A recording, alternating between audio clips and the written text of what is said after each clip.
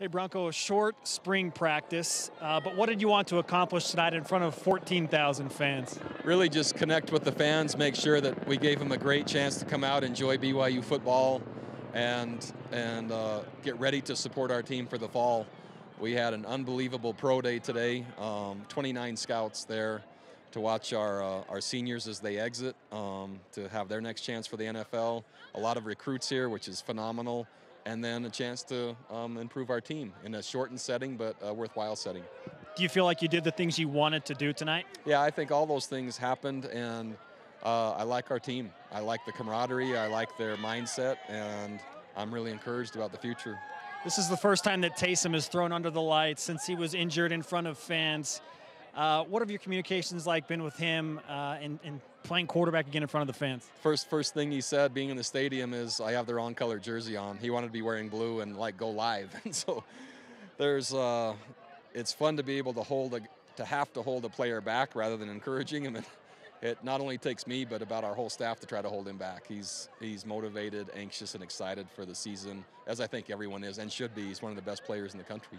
Did any players stand out in your mind in the short scrimmage? Yeah, so I really like the way that we're throwing and catching the ball. And so what Christian Stewart, which is really kind of the backstory of the spring, he's allowing our receiving core to develop. So Nick Kurtz, his ability to go deep, Devon Blackman's ability to go deep, Mitch Matthews' ability to go deep, and then the offensive line development that we're having in protecting the quarterback. So besides just being able to run the ball and be effective that way, man, every bit of stress that's possible is going to be placed on secondaries trying to keep up with our downfield threats. And so that's what I see so far. What was priority number one for you throughout spring practice? At the end of it, what do you want to be able to say that you accomplished? You know, really, I think the basic message every spring is to identify the best players and the players that you'll count on for the fall. And so that's always something that starts and is paramount. After that, it really becomes identifying, after the players are identified, and what schemes do you put them in and what shifts might need to occur that way. And then it's discipline, how hard they'll try, making sure that they're clean in how they play and unified and develop chemistry. So all those things are, I think, happening. What does Christian Stewart mean to you after everything that he's gone through, and now you won't let him go?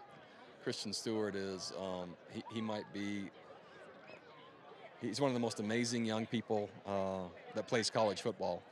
Not only did he welcome the chance to come back and help his team, but he was anxious to do it, and he's competed like crazy. And as we walked into the stadium tonight, he looked at me and said, man, this is my last chance in the stadium. And not many guys get another chance after their senior season, but he has helped our team grow and progress and advance in a way that we could not have done without him. And that's an amazing story. I'm not sure how many kids would do that, especially at that position. On the field, you talked about the development of the receivers, working with Christian and Nick and Devon and Mitch and their speed. In terms of not on the field, maybe with the fan interaction and the things you wanted to do with them, what was the best thing you saw tonight? So as I walked in, I saw an entire stadium blanketed with little kids for a kids clinic being run by our players. I saw a line wrapping around the stadium for autographs from our older players.